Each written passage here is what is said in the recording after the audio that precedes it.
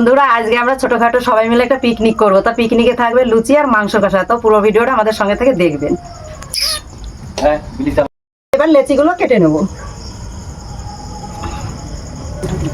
তেজপাতা, গোটা জিরে,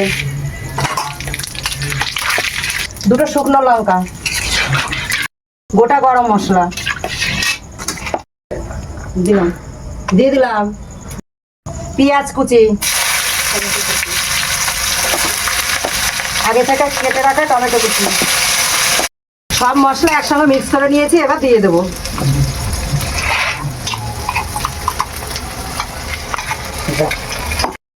কেটে ধুয়ে রাখা আলুগুলো দিয়ে দেবো।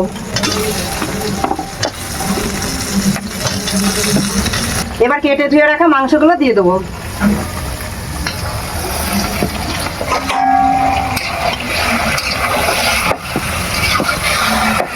মাংস কষানো হয়ে গেছে, এবার পরিমাণ মতন জল দিয়ে দেবো।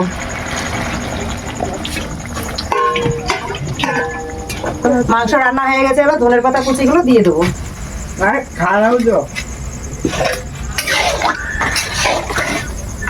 এবার গরম মশলার গুঁড়ি দিয়ে দেবো। আমাদের রান্না হয়ে গেছে, এবার আমরা খেতে বসেছি।